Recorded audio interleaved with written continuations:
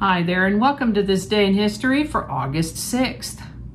August 6th is the 218th day of the year in the Gregorian calendar, 219th in leap years, with 147 days remaining to the end of the year. Today's word is Blitzkrieg. Blitzkrieg comes to us from German, in case you didn't know that, and it means an intense, violent military campaign intended to bring about a swift victory. The literal meaning of Blitzkrieg is lightning war. I'd like to take a moment to mention that links to my research are included in the show notes. Ask you to go ahead and click that like button. Consider subscribing if you haven't already, and feel free to share this video with others. You can do that with a link in your email, messaging, or social media. And let me know your thoughts in the comment section. I have a lot of notes here. And with that, we're going to start in the year 1538, when Bogata, Colombia was founded. On August 6, 1787, 60 proof sheets of the Constitution of the United States were delivered to the Constitutional Convention at Philadelphia, Pennsylvania. This is the birthday of English poet Alfred Lord Tennyson, born August 6, 1809. He penned a number of famous quotes that many of us have heard and quoted without ever giving a thought as to where they might have come from. For example, nature red in tooth and claw, or 'tis better to have loved and lost than never to have loved at all. And there's not to reason why, there's but to do and die. And my strength is as the strength of 10 because my heart is pure. To name a few. He has many other quotes. He lived to the age of 83. This is the birthday of Sir Alexander Fleming, the Scottish physician and microbiologist who discovered the antimicrobial enzyme lysozyme and penicillin G. He was born on August 6, 1881 and lived to the age of 73. If it feels a little bit like I'm shouting, it kind of feels that way to me too. My camera is considerably farther away from me than it usually is. And I don't know if it can hear me. I guess I'll find out when I download and start editing. On August 6, 1890, the murderer William Kemmler became the first person to be executed by electric chair at the Auburn prison in New York. This is the birthday of English-American geophysicist and businessman Cecil Howard Green, born August 6, 1900. He is one of the co-founders of the Texas Instrument Company. Mr. Green lived to the age of 102. Kiowa land in Oklahoma was opened for white settlement on August 6, 1901, effectively dissolving the contiguous reservation. This is the birthday of the American gangster known as Dutch Schultz, born August 6, 1902. Gangstering is a tough business, and he got crossways with some of his rivals, and they did him in at the age of 33. I know there's a bunch of people out there that are going to know who I'm talking about before I get it all said, and that is that this is the birthday of Henry Iba, born August 6, 1904. He was a basketball coach and college athletics administrator. His name was added to the name of Gallagher Iba Arena in Stillwater, Oklahoma, sometimes called the Madison Square Garden of the Plains. Henry Iba lived to the age of 88. This is the birthday of American actress, television producer, and businesswoman Lucille Ball, born August 6, 1911. She lived to the age of 77.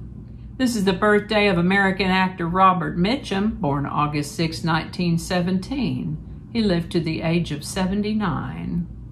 A woman named Gertrude Ederle became the first woman to swim the English Channel on August 6, 1926. This is the birthday of American painter and photographer Andy Warhol, born August 6, 1928. He's credited, of course, with the widely used expression, 15 minutes of fame. He died at the age of 58 from post-operative irregular heartbeat after having had a gallbladder surgery. On August 6, 1930, a New York Supreme Court judge, Joseph Forrest Crater, vanished on the streets of Manhattan near Times Square. The dapper 41-year-old's disappearance launched a massive investigation that captivated the nation, earning Crater the title of the missingest man in New York. This is an interesting and gossipy story.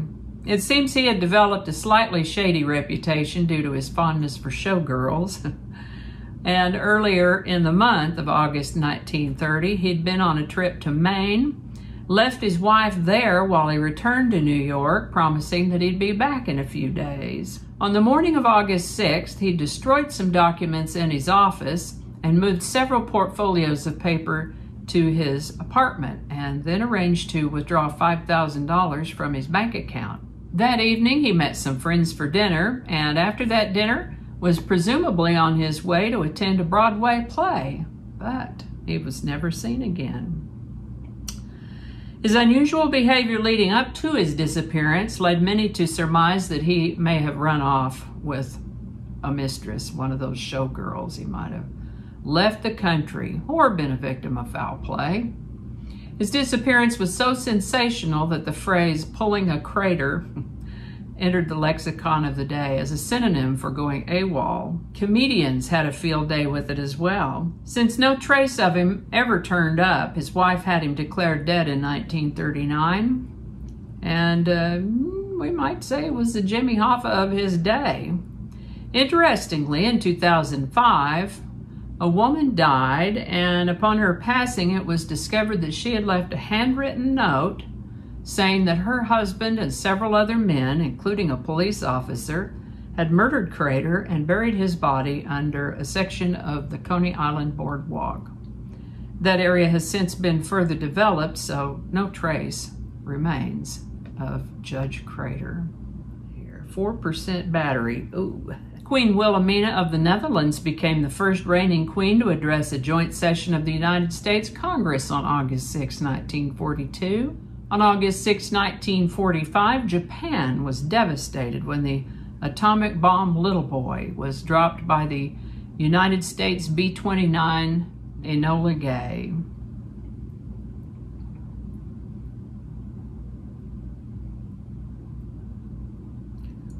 Around 70,000 people were killed instantly, and some tens of thousands died in subsequent years from burns and radiation poisoning.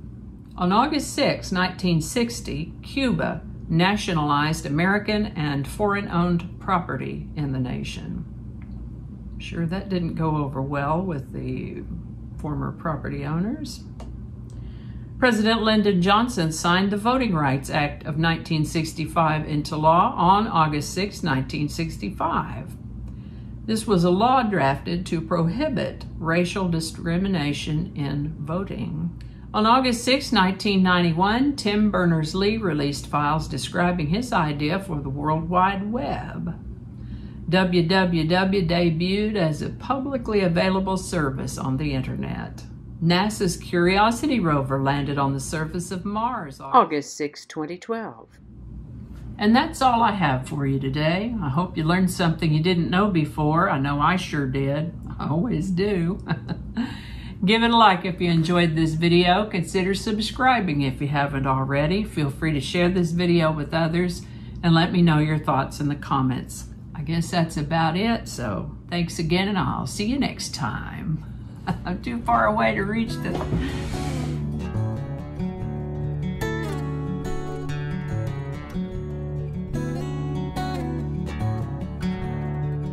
turkey. Is that right? Let's just do that whole thing over again. Somebody banging around out there. That's what it said. Third time's a charm. Woo! Make that stop. Thank you for reminding me. All right, let's clean that up a little bit. We might leave that part out. Alrighty, hold on now. Back it up. This is what happens when you don't clean up your script. Woo, what was that? Don't eat while you're recording. Never eat anything bigger than your head. Signed the it's a mouthful. I don't know how all that's going to go together, or if it's even going to make it to the video. We'll just see. That's not going to go. Yeah, we're going to cut those out. That'll all be laying on the cutting room floor. So I'll just do that whole thing over. That might not make it into the video. We'll see. Changing it up.